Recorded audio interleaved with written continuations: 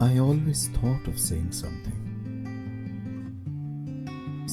very personal.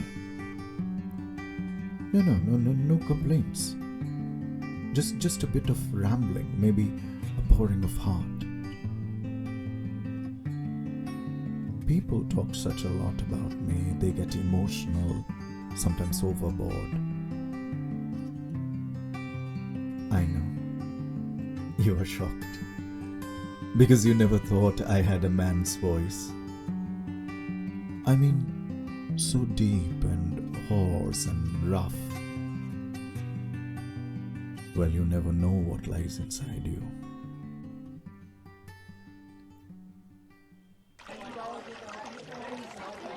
Is talking aloud a transgression? A crossing of limits? I don't know. However, it is neither violence nor victory for me. I believe I am because I flow and listen to small talk and big talk and a language born out of nothing.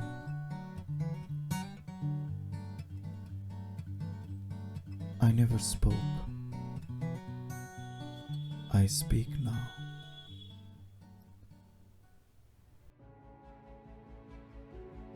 Foucault said, on the day that sexuality began to speak and to be spoken, language no longer served as a veil for the infinite.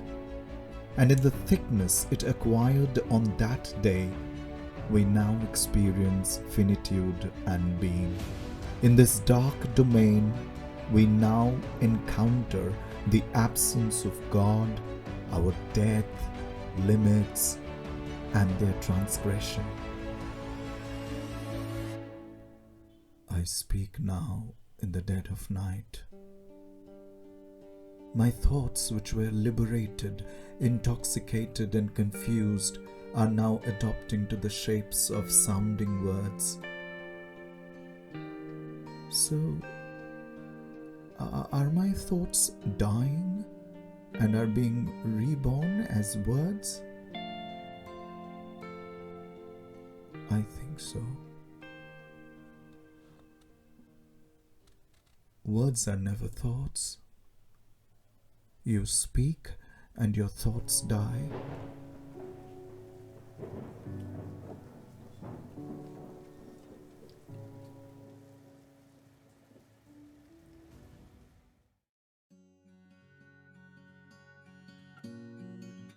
I have heard stories of my death, 1,000 years old and fictitious like epics, as from an older time. Like a hero, I lie listening to my own tale of death, covering my face like the gesture of a woman to whom I have touched warmly enough. Vyasa has spoken of so many deaths, out of which a murmur still repeats, recounts, and redoubles itself endlessly, in which my desires have eternally lost its identity and are ever hidden. I swell and I ebb where the hermit's retreat is placed. Civilization grew like written pages of a book stinking of temptations and corpses, all by my side. And I was happy. I was happy with faith and hope and charity. But civilizations collapsed and drowned in my glittering images, as the pain would often sink in heaving breasts of lonely women with sickly hearts. People say I should explain. I should explain the sacrifice, the voluntary obliteration of the self in everyday existence. I should explain why they perished. The avalanche, the drought, the flood. I should explain the apocalypse.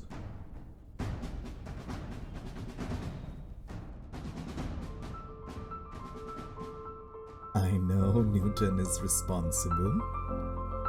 Pascal, Heisenberg, Oppenheimer, they are all responsible.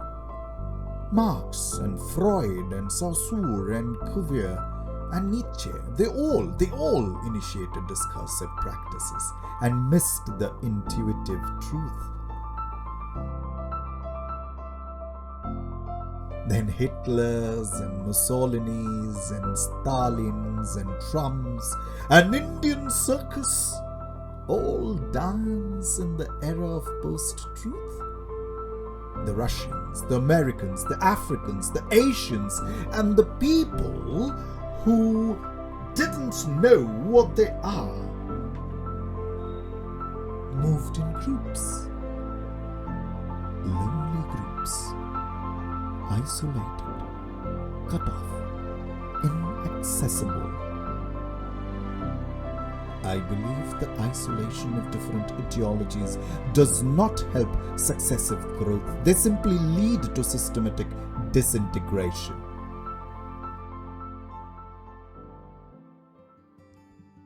Life degenerated on my shores.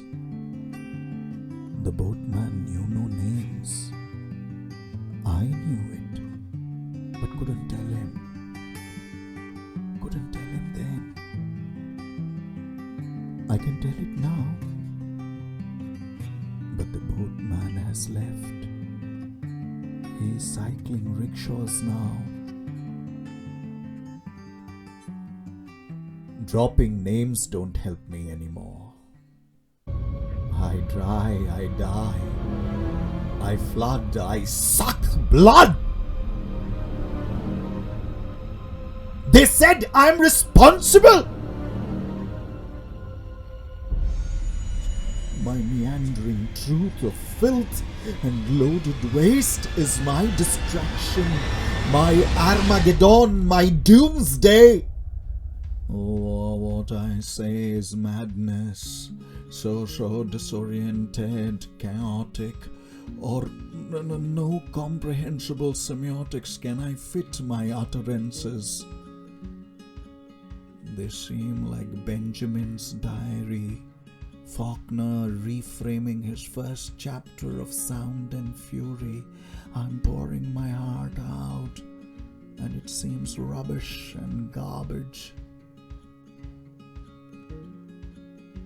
Basically, I cannot make sense of the things that I say, because I hear them from so many mouths that serve so many heads, that bow down to so many altars, that hail so many gods, that represent such diverse ideologies.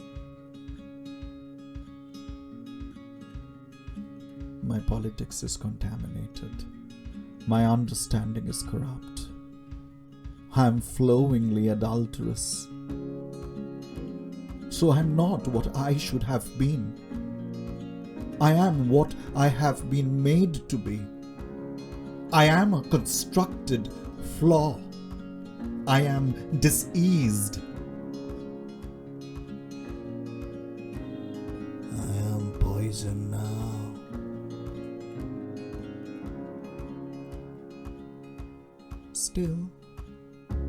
Still my lovers caress me with their broken boats floating like lost lilies.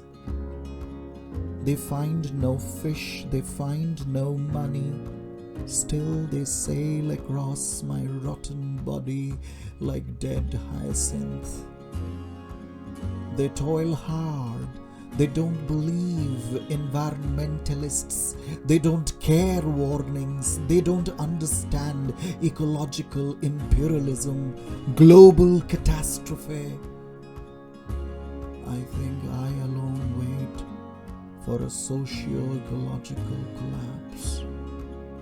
While power inequalities strangle the mass, I wait. I wait for the little ice age. I trace the history from Neolithic to the present day. When I shrink like a sick man's pea. I remember the decline of Sumerian cities and Mayan culture. I have seen ancient Egypt and the Hopi of Arizona. Now I know why Confucius called for harmony. The ascetics of the Indian groves meditated and said, "Once upon a river, Saraswati flowed